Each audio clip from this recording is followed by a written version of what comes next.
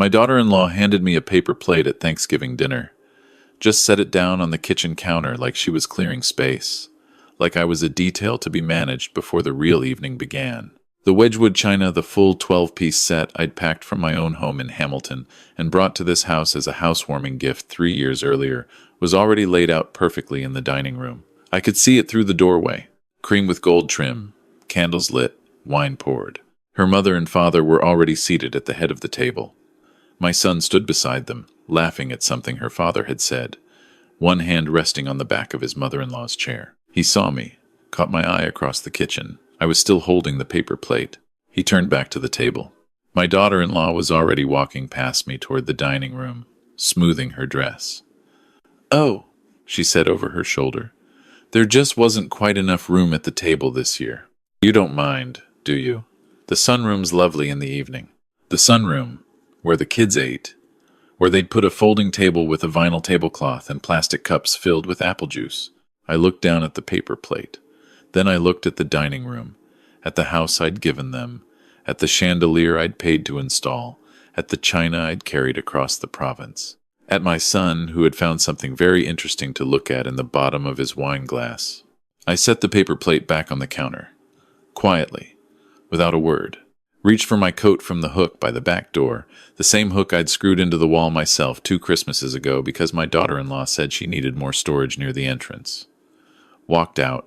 My son didn't follow me. I want you to understand something about me before this story goes any further.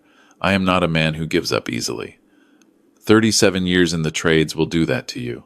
I started as a laborer the summer after high school, laying block for a concrete contractor in Hamilton who paid cash on Fridays and didn't ask for much more than your back and your punctuality. By the time I was 30, I had my own crew. By 40, I had a company. Mitchell & Sons General Contracting. The name was aspirational at first. My son was only 12 when I registered it.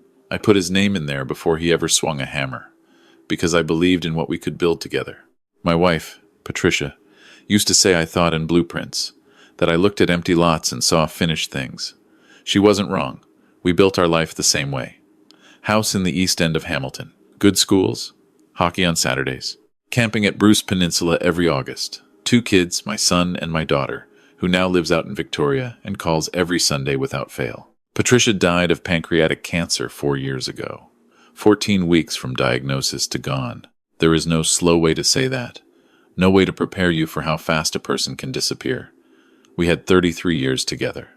The house still had her handwriting on the recipe cards in the kitchen drawer.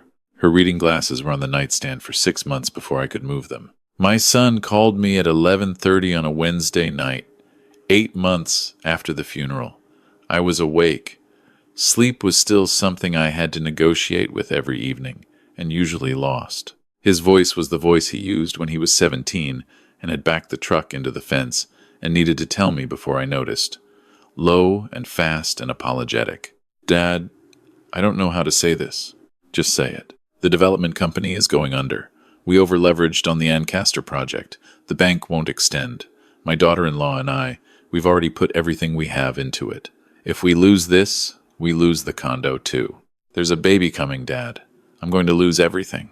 I sat on the edge of the bed in the dark. Patricia's side, still her side. I pressed my hand against the mattress. "How much do you need?" He went quiet. Then, $750,000. That's what the bank needs to see to restructure the loan. But Dad, I know that's everything. I know it. I'm not asking you to say yes. I just needed someone to tell. I'll call you in the morning. I hung up, didn't sleep, walked through the house.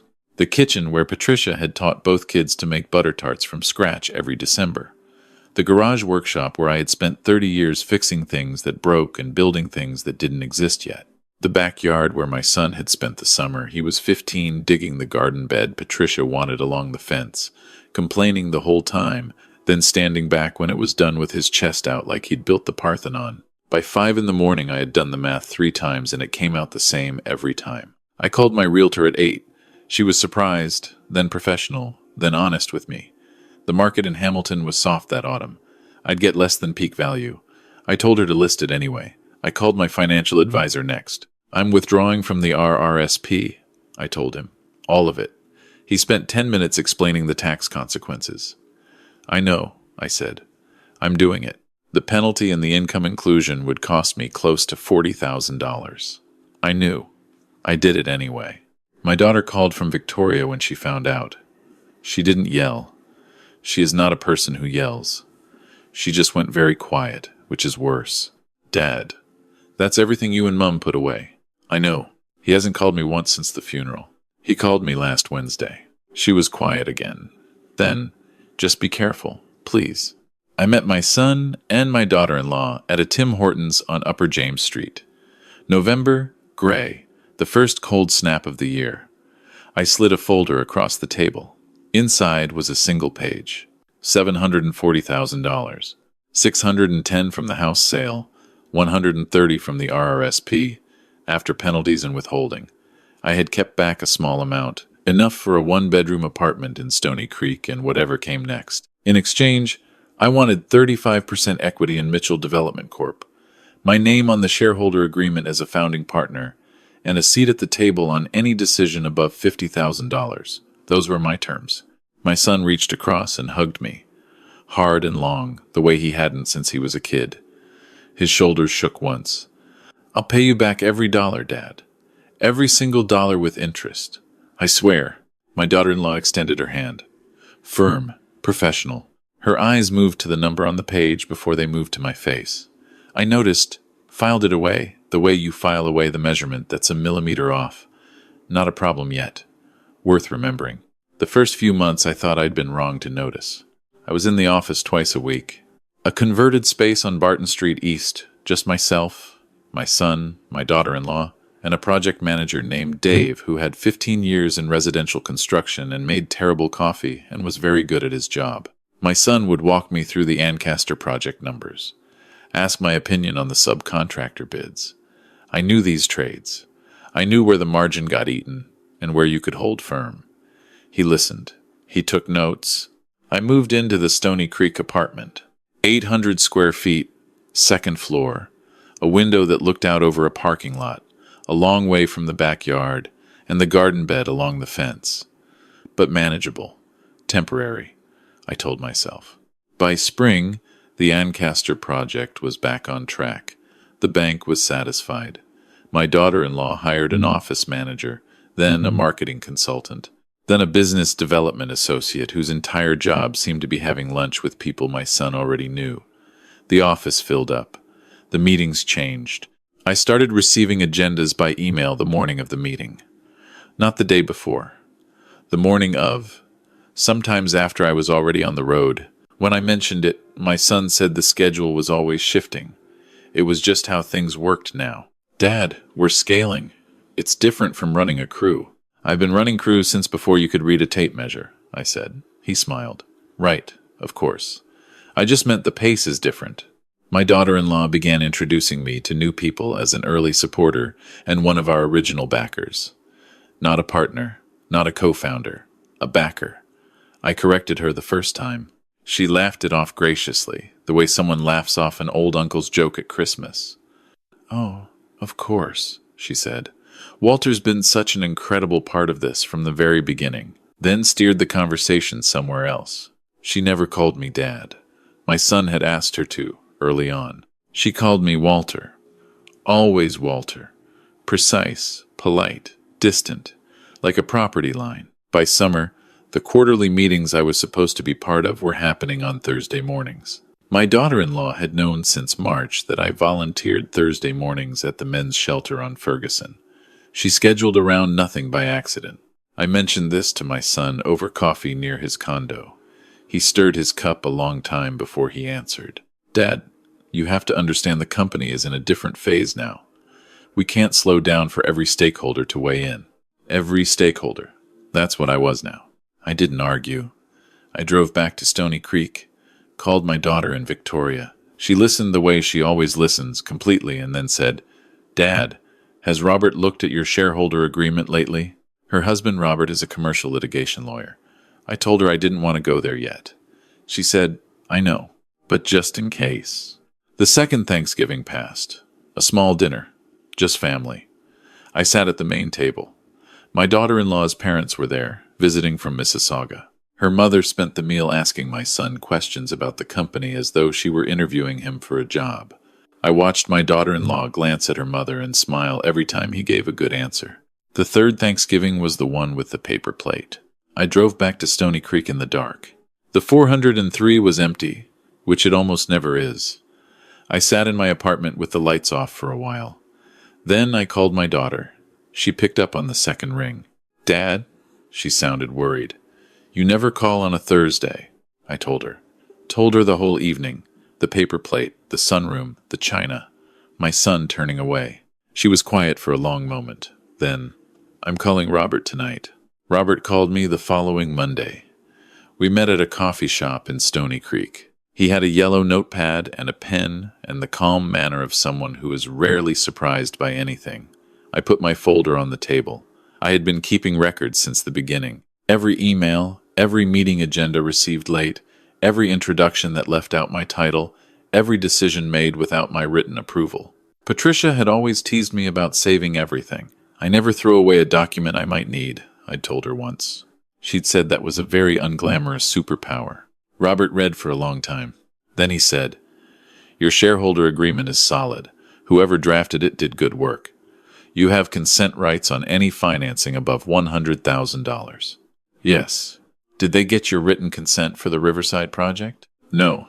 Did they get your written consent for the series of private loans they took on in February? No. He closed the folder, looked at me across the table. "Walter, they've been in breach for at least 8 months. I know. Why haven't you acted?" "Because I was still hoping my son would remember who I was." Robert nodded.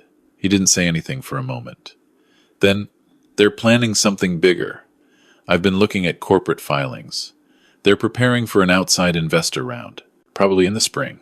If that closes without your consent and without proper equity protection, your 35% gets washed down considerably. How much? Hard to say. Depends on the valuation. Could be as low as 9 or 10%. 9%?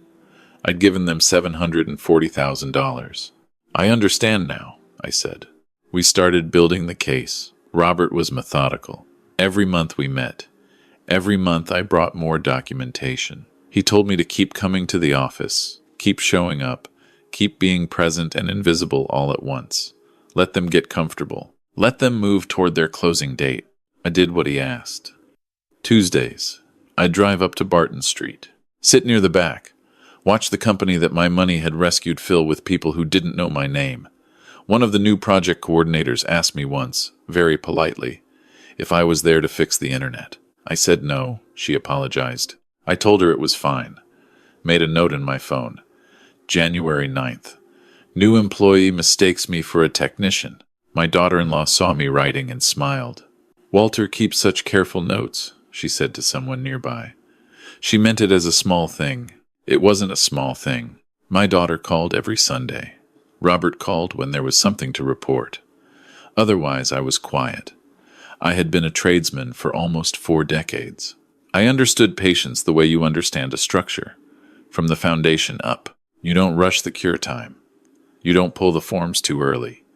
You wait until the concrete has done what concrete does, and then you build. In late February, Robert called. They've filed preliminary disclosure documents with their investors.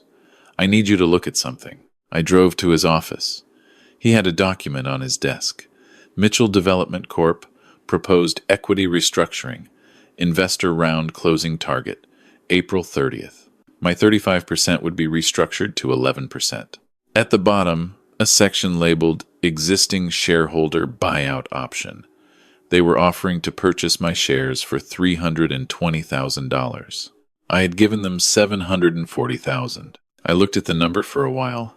Then I folded my hands on the table. "What's the company worth right now?" I asked. Robert had done a rough valuation. Between 4 and 5 million, conservatively, based on the current project pipeline and the 2 properties they'd already moved. My 35% of 4 million is 1.4 million. At minimum, Robert said, and they're offering me 320,000. He nodded. I looked out the window. Hamilton in February. Gray skies, the first spit of sleet coming off the escarpment. I had built things in weather like this. Footings in frost, framing in February. Concrete pours you scheduled around the cold snaps and hoped for.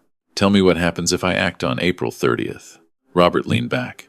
If you exercise your consent rights formally, in writing, with legal notice, at the moment they try to close the investor round, they cannot complete the transaction without your approval. The investors walk. The round collapses. The company needs to negotiate with you or face litigation that will cost them more than they're trying to save. And if I hold, if they proceed without you, you have grounds for significant damages. Plus, they're already in breach on the Riverside project and the February loans. April 30th. April 30th. I signed on the drive home. I'd have to be at the closing event. It was a dinner. I'd found out about it the week before. Not from my son, not from my daughter-in-law, but from Dave, the project manager, who mentioned it in passing and then looked slightly uncomfortable, like he'd said something he shouldn't have. Investor appreciation dinner. April 30th. A restaurant in downtown Hamilton. I was not on the guest list. Dave confirmed it with his eyes before he looked at his boots. I called my son that evening. I didn't mention the dinner. I asked how things were going with the Riverside project. He said, great, really great. Lots of exciting news coming. I said, that's wonderful. I'll see you soon. I arrived at the restaurant at 6. The reservation was under Mitchell Development Corp. The hostess checked the list. Your name isn't here, she said. I understand, I said. I'm a shareholder. Could you let the table know I've arrived? She went, came back. Someone would be right out. My daughter-in-law came out instead of my son. She was in a dark blazer, already polished for the evening, already managing the situation before it became one. Walter? She smiled. I'm afraid there's been a mix-up with the guest list. This is really an internal investor event. I'm a 35% shareholder. Of course. But tonight is really just for... I held up my hand, very gently. I need to speak with my son. She held her smile for 2 more seconds, then walked back inside. My son came out. He looked at me the way he had looked at me across the kitchen with the paper plate. The same calculation happening behind his eyes. How much does this cost me? Dad! He dropped his voice. This isn't a good night. I know what night it is. He glanced back at the restaurant. The investors are already here. We're about to close this thing. It's been years of work, Dad. Please don't do this. I reached into my jacket. The envelope Robert had prepared was sealed, addressed to Mitchell Development Corp. And each of the investors by name, registered mail receipt already obtained. Robert had also emailed it to every relevant party at 6:02 p.m., 11 minutes ago, while I was driving across town. This has already been sent, I said. Your investors have it in their inboxes. Your board does too. I'm not here to cause a scene. I'm here because I'm a partner, and I was never invited, and I want to look you in the eye when you finally understand what that means. My son's face went through several things at once. He pulled out his phone. Read. His hand dropped. Inside, through the window, I could see one of the investors, a man in a gray suit, scrolling his phone with the focused expression of someone reading something they didn't expect. Another investor was leaning toward him. Then the third. My son looked up at me. His voice was very quiet. You could have just talked to me. I tried. For 3 years I tried. You gave me a paper plate at Thanksgiving and sat your in-laws at my china. He didn't say anything. I turned and walked to my car. The cold April air came up off the bay. Hamilton at night. The steel mills lit orange along the waterfront. The escarpment dark above the city. I had built things in this city for 37 years. Poured the concrete footings for subdivision after subdivision on that mountain. Some of those houses were still standing. Would be standing when everyone in that restaurant tonight was gone. I drove back to Stony Creek. Made tea. Sat by the window. My phone stayed on the table. Robert called at 9:15. All 3 investors have withdrawn pending resolution of the shareholder dispute. The closing is dead. I know. Your son's lawyer called my office 20 minutes ago. Brian is asking if there's room for negotiation. What did you tell him? I told him we'd need a few days to consider. I looked out at the parking lot. A woman was walking her dog in the orange wash of the streetlights. The dog stopped to investigate something at the base of a fence post with complete dedication, the way dogs do. Robert, what do you think they'll offer? He was quiet for a moment. They need this round to close. They've already made commitments to subcontractors on 2 new projects. They need capital. Without the investors, they have maybe 5 months of runway. They'll offer to buy you out fairly this time.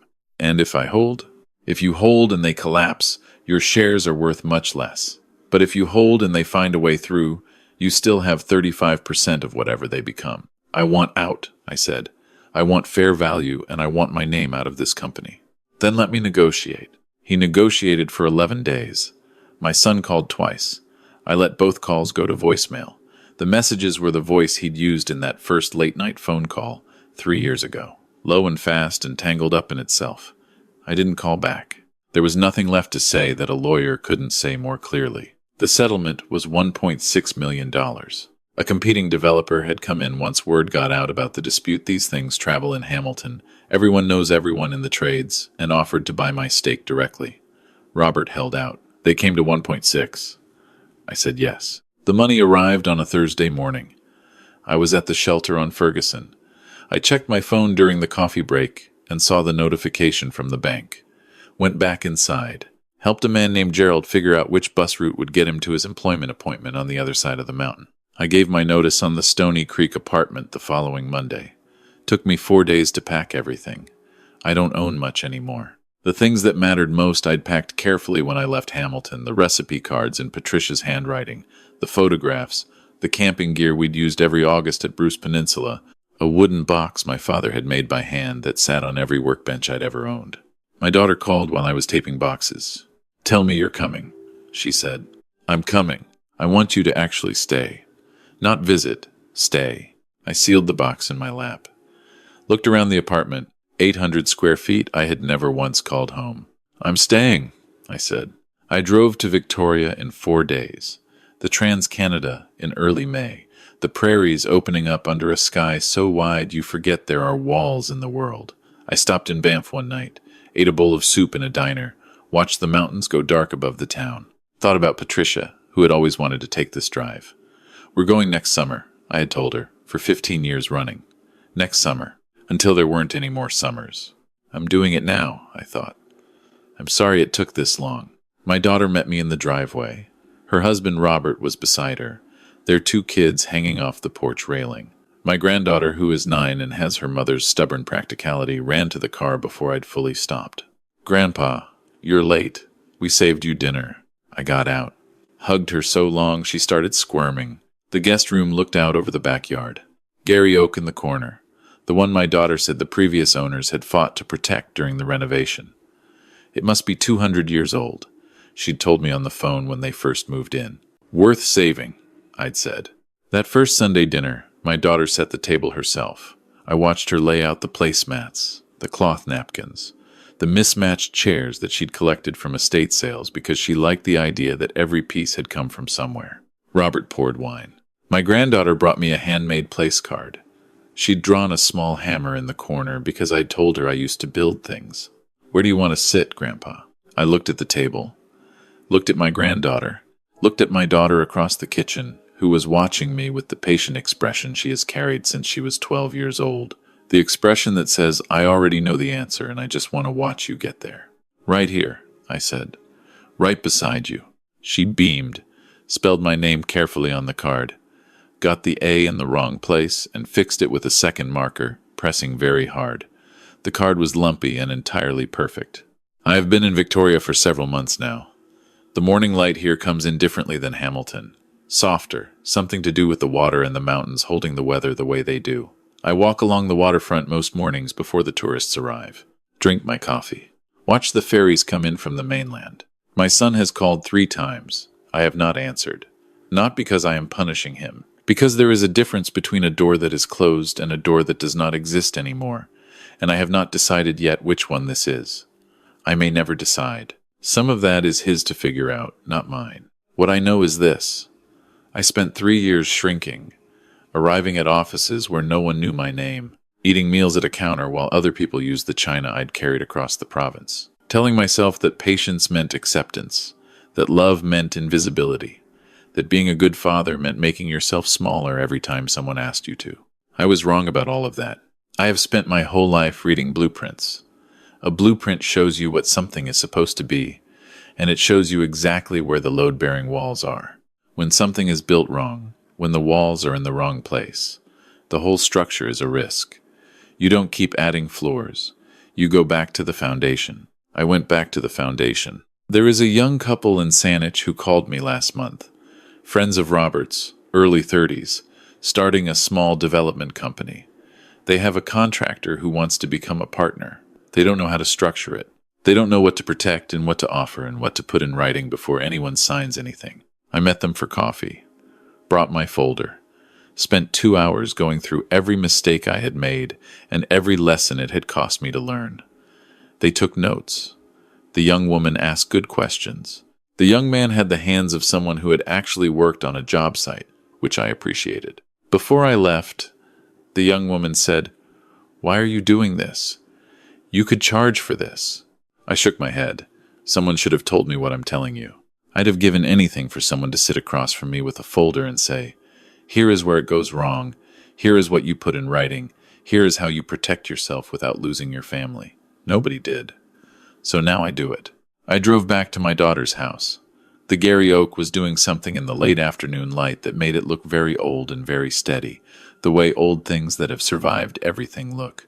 My granddaughter was in the driveway, drawing something with chalk. She looked up. "Grandpa, can you help me draw a house?" I crouched down beside her. "What kind of house?" "A big one. With a garden." "Okay, we start with the foundation." She handed me a piece of chalk. We drew it together on the driveway pavement. The foundation first, the way you always do. Walls up from there, roof last. She added a very large sun in the upper right corner, and a cat in the garden that looked more like a rectangle with ears. "It's perfect," I told her. She stood back and looked at it with her hands on her hips, the way my daughter used to stand back and look at things when she was small, satisfied and already thinking about what came next. "I know," she said. "Can we build a real one?" I laughed. The first real laugh I could remember in longer than I wanted to admit. "Maybe someday," I said. She picked up a new piece of chalk. I watched her add another room to the drawing. "A room with a window facing east," she said, "because morning light is the best light." She'd heard me say that, apparently. Children hear everything. Someday, I thought. I have time. For the first time in years, that's exactly what I have. Time. And a seat at the table that nobody can take away. Not because I paid for it. Because I walked away from the one that was costing me everything and found my way back to people who set a place for me before I ever asked. If this story sounds familiar, if you have ever found yourself making yourself smaller so someone else could feel bigger, if you have ever carried the china to someone else's house and eaten off a paper plate, I need you to hear this. Your name belongs at the table, not because of what you gave, but because of who you are. And if someone has forgotten that, the most powerful thing you can do is remember it yourself. Drop a comment below. Tell me where you're watching from. I want to know this is reaching people who understand. And if you know someone who needs to hear this today, send it to them. Sometimes the reminder that arrives on an ordinary afternoon changes everything.